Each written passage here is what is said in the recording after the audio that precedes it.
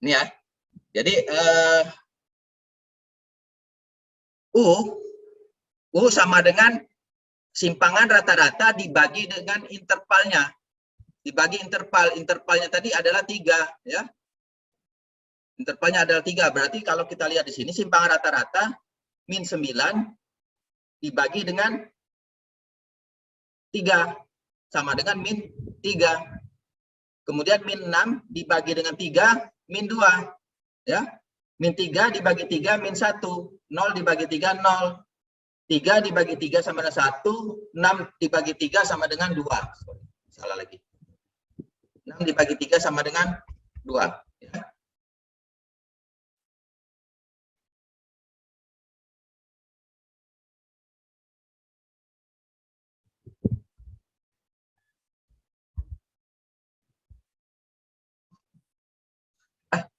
Jadi ini ya, kita menghitungnya ya.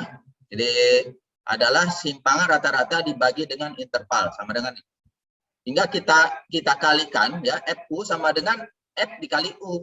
2 dikali minus 3 sama dengan min 6 ya. 5 dikali minus 2 min 10, 13 dikali min 1 min 13, 14 dikali 0 sama dengan 0, 4 dikali 1 sama dengan 4, 2 dikali 2 sama dengan 4.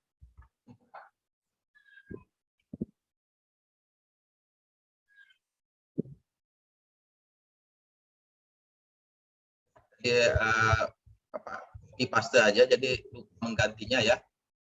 Maaf. Jadi hitungannya sudah benar, hasil akhirnya sudah benar ya. Kita coba jumlahkan 6 ditambah 10 26, 26 ditambah 39, 26 ditambah 13 39, 39 dikurang 8 29 ya. 29 29 dikurang 8 sama dengan 21 ya. Sudah pas ya, jumlahnya sudah benar ya. Min 6 dikurang min 10 dikurang min 13 sama dengan min 29 ya. Min 29 ditambah 4 sama dengan min 25, min 25 ditambah 4 menjadi min 21 ya. Jadi sudah benar, totalnya sudah benar. Ini tadi salah di atasnya saja ya. Jadi kita masukkan nilainya.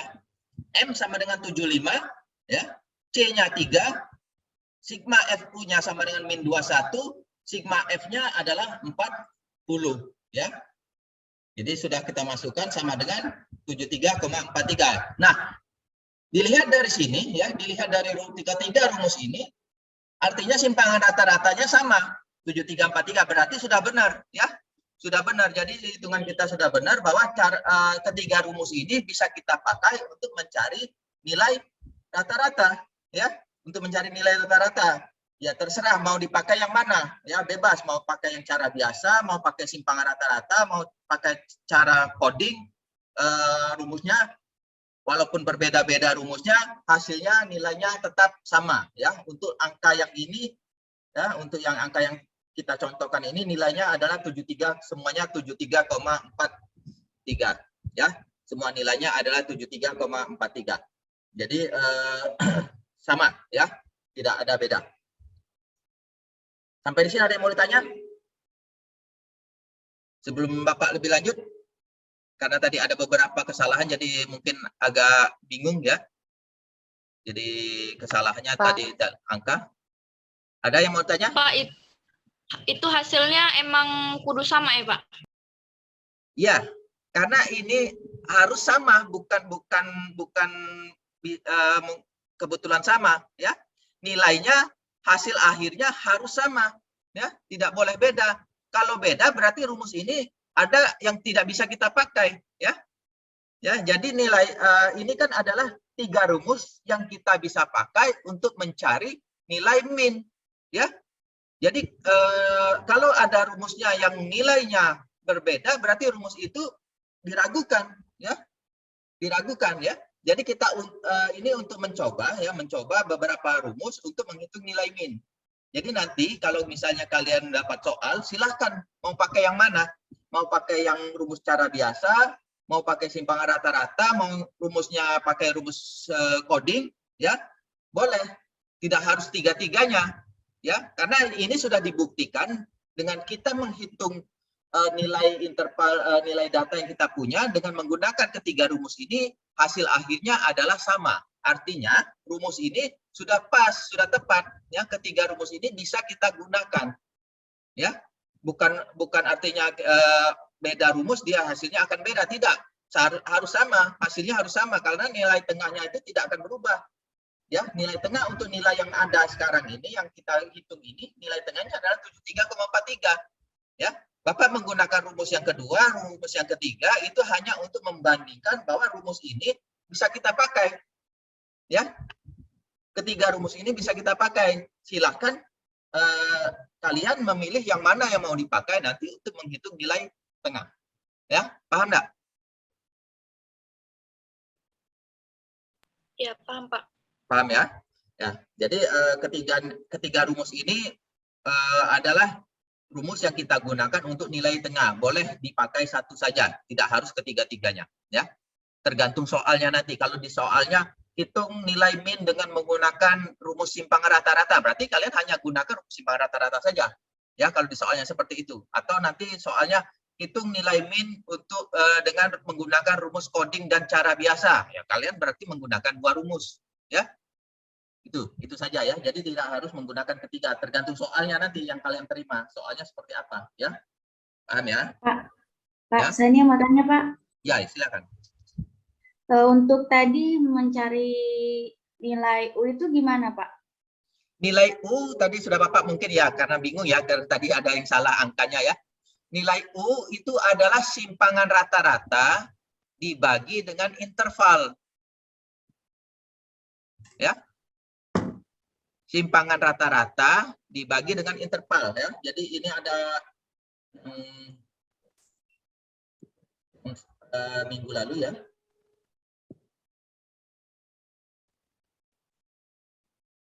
Nah, ini. Ya, ini ada rumusnya ya. U sama dengan D dibagi C. D adalah simpangan rata-rata, C adalah interval. Ya. D adalah simpangan rata-rata dan C interval. Ini rumusnya untuk mencari U, ya. Jadi di sini tadi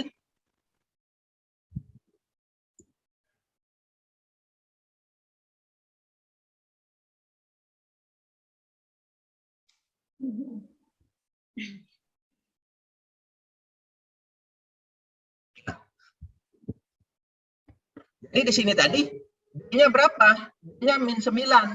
Intervalnya berapa? Intervalnya tadi berapa, C? 3 kan? Ya, interval itu nilai yang terkelompok di masing-masing interval. Ya, misalnya ini 65 sampai 67 berapa nilainya? Ada berapa nilainya? Ada 3 kan? 65, 66 dan 67. Ada 3. Yang kelas kedua juga sama. 68, 69, 70 ada 3 juga. Berarti di sini di kelompok nilai ini semua menggunakan interval yang sama yaitu 3, ya. Jadi interval yang kita pakai adalah 3. Berarti nilai U adalah D dibagi dengan 3. Ya, D-nya min 9 dibagi 3 min 3, min 6 dibagi 3 min 2, min 3 dibagi 3 min 1, 0 dibagi 3 0, 3 dibagi 3 1, 6 dibagi 3 2. Ya. Paham ya? Mencari nilai U ya. Ya, mohon maaf tadi ada kesalahan dari angkanya jadi agak membingungkan ya. Ini sudah Bapak perbaiki.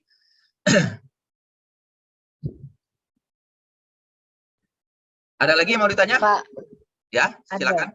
Kalau untuk nyari nilai apa frekuensi. Nah, terus kalau intervalnya kalau kita beda ke kolomnya enggak apa-apa, Pak? Maksudnya beda kolom gimana? Kolom intervalnya BB sama BA, Cek. Nah, kita beda ke Cek benar. Ini nilai interval. Nilai interval dan nilai frekuensi itu kita dapatkan dari hasil kita distribusi frekuensi yang sudah Bapak jelaskan minggu-minggu yang lalu, ya. Jadi kita Bapak kira tidak perlu Bapak jelaskan lagi ya masalah distribusi frekuensi ya. Jadi bagaimana kita mendistribusikan frekuensi. Jadi minggu lalu sudah Bapak jelaskan bahwa kita dapatkan beberapa jumlah data, berapa nilai yang kita dapatkan, kemudian kita kelompokkan berdasarkan kelas intervalnya, ya. Sehingga kita dapatkan kelas intervalnya ada 1, 2, 3, 4, 5, 6, ada 6 kelas ya. Ada 6 kelas dengan menggunakan rumus hitungan kemarin, R, ya, K, nilai terkecil, nilai terbesar, nilai K, kemudian nilai kelas ya, kemudian nilai interval yang kita cari kan. Sehingga kita bisa membuat tabel distribusi frekuensi. Jadi nilai awal kita adalah nilai distribusi frekuensi, yaitu nilai interval dan nilai frekuensi. Ya, jadi nilai ini bukan kita sembarangan dapat ya, tapi hasil kita mendistribusi frekuensi data yang sudah kita dapatkan ya. Beberapa minggu yang lalu yang sudah Bapak jelaskan bagaimana kita mendistribusikan frekuensi. Ya, paham? Pak, kalau Pak belajar Pak di YouTube, nah untuknya frekuensi itu bisa, tapi kolomnya para BPA. Nah, maksudnya frekuensi blok galodanya BA, jadi ke BA di kolomnya itu dibagi antara sama BA-nya.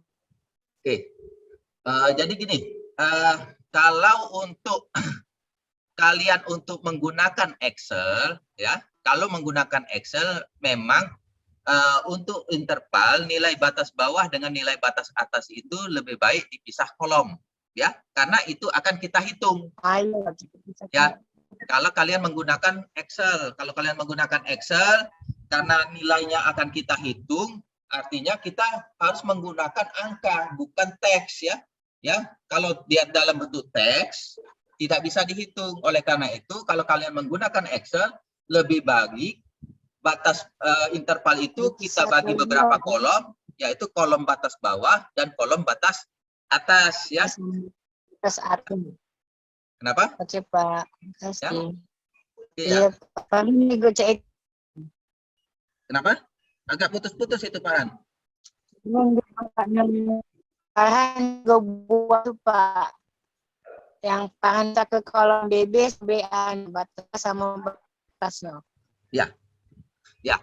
Seperti ya, itu kan sudah Bapak jelaskan pada hari Jumat kemarin ya, bagaimana kita membuat interval itu dari batas bawah dan batas atas ya, batas bawah dan batas atas, karena kita akan hitung, artinya kalau kita menggunakan Excel lebih bagus, lebih baik intervalnya itu kita bagi kolomnya batas bawah dan batas atas. Tapi kalau kita menggunakan secara manual, menghitung secara manual, tidak menggunakan Excel, ya tidak apa-apa kita tulisnya menjadi 165 sampai 67, 68 sampai 70 karena kita tidak menggunakan rumus kolom dan baris, ya.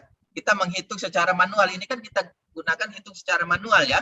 Yang Bapak ajarkan sekarang ini bagaimana kita menghitung nilai min secara manual. Nanti hari Jumat, setiap hari Jumat Bapak akan menjelaskan bagaimana prakteknya kalau menggunakan Excel.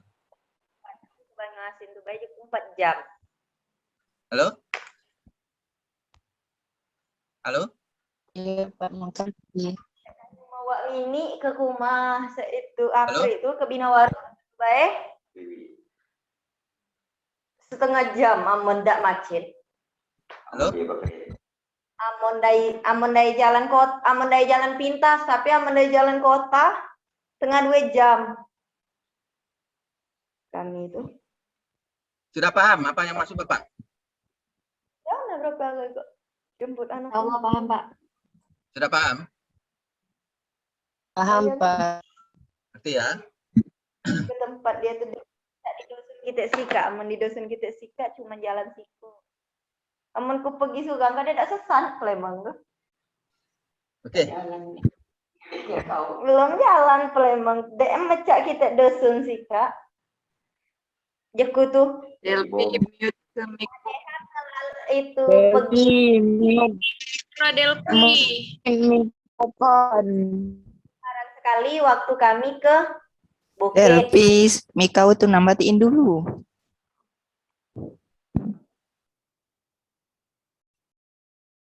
Udah ya?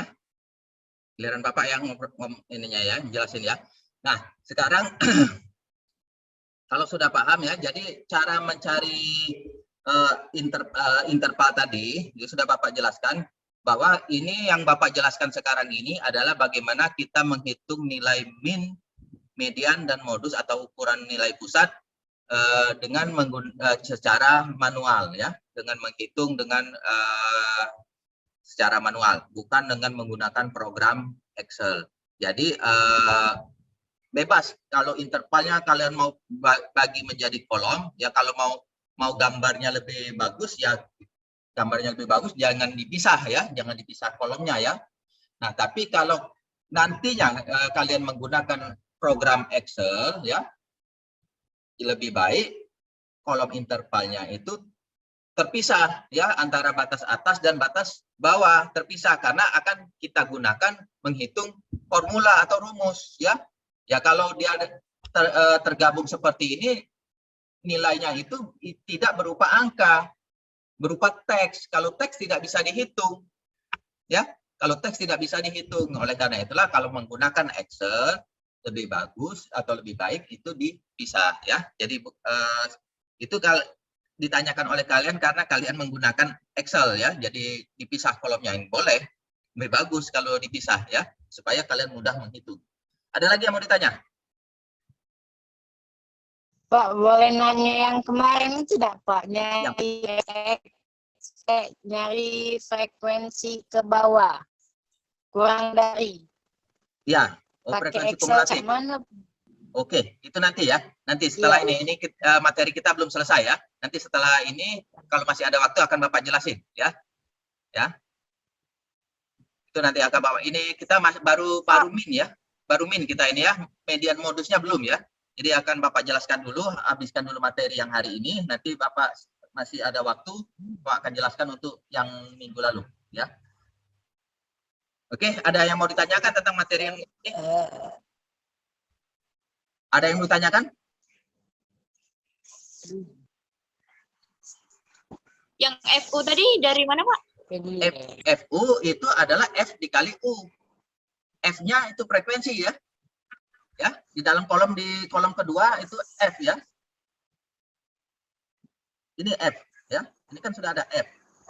Nah, U-nya U, ya. Nilai U tadi yang hasil dari D dibagi interval, kan. Jadi FU sama dengan 2 dikali min 3 min 6. 5 dikali min 2 min 10. 13 dikali min 1 min 13. 14 dikali 0 0. 4 dikali 1 4. 2 kali 2 4. Ya. Itu nilai FU, ya. Jadi jumlah total jumlahnya kalau dijumlahkan min 6 tambah min 10 min 16, min 16 tambah min 13 min 29, min 29 ditambah 4 min 25, min 25 tambah 4 min 21. Ya. Itu, ya. Itu mencari FU. Ada lagi yang mau ditanya?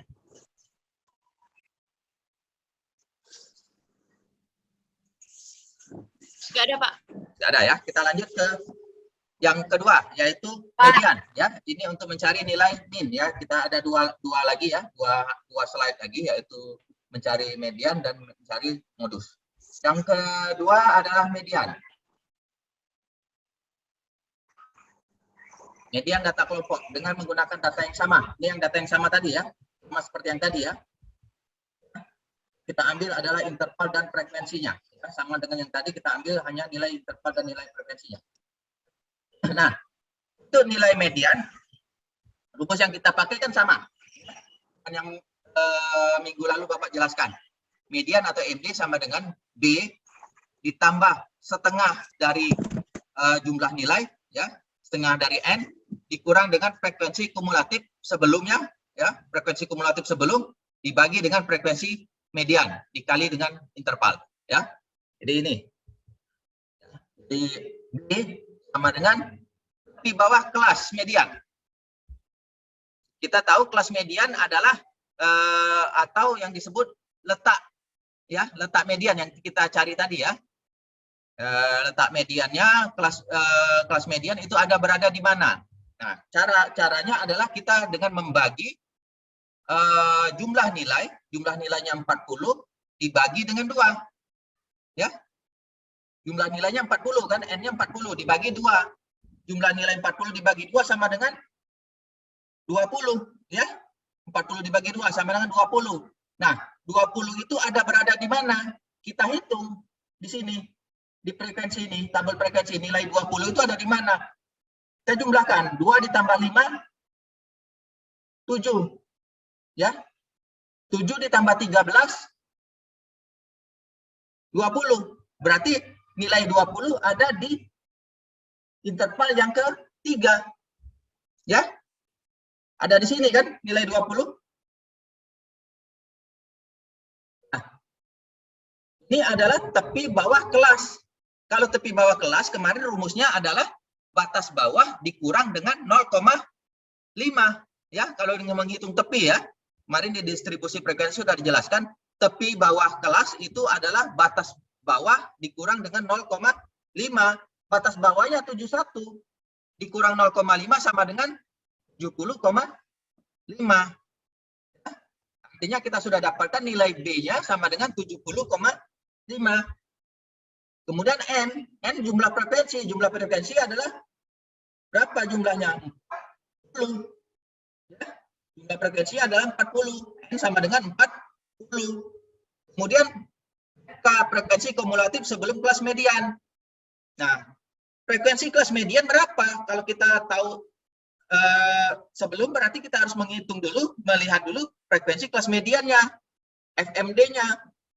Di mana frekuensi kelas median? Tadi sudah kita hitung frekuensi median itu adalah N dibagi 2 ya, sama dengan N dibagi 2. N dibagi 2 adalah sama dengan 20, yaitu 40 dibagi 2. 20 itu berada di 2 ditambah 5 ditambah 13, berarti ada di baris ketiga. Ya, ada di baris ketiga.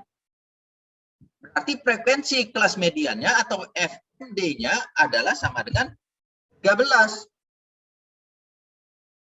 Nah, kemudian FK, frekuensi kumulatif sebelum kelas median. Perhatikan ya, ini frekuensi kumulatif, artinya penjumlahan. Ya, jumlah nilai sebelum kelas median. Berapa jumlah nilai sebelum kelas median? Jumlah nilai sebelum kelas median itu di sebelum kelas median ada 2 nilai, 2 dan 5. Ya. Sebelum kelas median itu ada 2 nilai, 2 dan 5 kumulatif, berarti jumlahnya 2 ditambah 5. Berapa 2 ditambah 5 sama dengan 7. Ya. 2 ditambah 5 sama dengan 7. Berarti frekuensi kumulatif sebelum kelas median sama dengan 7, yaitu 2 ditambah 5. Kemudian panjang interval. Panjang interval atau panjang kelas, kita hitung ini 65, 66, 67, berarti ada 3 kelas. Ada 3 kelas. Jadi sudah kita dapatkan semua angka yang ada di dalam ini, ya, di dalam rumus ini, ya, semua angka yang sudah dapatkan, kita masukkan angka ini ke dalam rumus. B-nya sama dengan 70,5 ditambah dengan setengah N, N-nya 40, berarti setengah N sama dengan 20. Dikurang FK, ya, FK-nya 2 ditambah 5 sama dengan 7, ya, dibagi dengan frekuensi median mediannya adalah 13, ya, dikali dengan interval, kelas intervalnya adalah 3, ya, sehingga kita dapatkan nilainya 73,5. Ini nilai median, ya, jadi kita dapatkan nilai mediannya 73,5. Paham yang ini nilai median? Ada yang mau ditanya? Itu nilai median? Ada yang mau ditanya? Paham, Pak. Paham ya? Oke. Yang terakhir adalah modus. Ya. Modus. Bagaimana kita mencari modus data kelompok? Kita menggunakan data yang sama. Kita ambil interval dan frekuensinya. Untuk mencari modus, ya, rumusnya adalah L modus MO sama dengan L ditambah simpangan 1 dibagi dengan simpangan 1 ditambah 2 dikali C, ya. L itu tepi bawah kelas. L adalah tepi bawah kelas modus. Kita lihat yang memungkinkan, yang sementara, dugaan sementara, kelas modus itu ada di mana? Kita tahu yang namanya modus itu adalah nilai yang terbanyak. Ya. nilai yang terbanyak itu yang disebut modus ya. Nah, kalau kita lihat kelas modus, nilai yang frekuensi yang terbanyak itu ada di mana? Frekuensi yang terbanyak ada di ini 11 kan? 11 lebih banyak daripada yang lain kan, lebih besar daripada yang lain, berarti 14 diduga sementara adalah kelas modus ya, kelas modus sementara.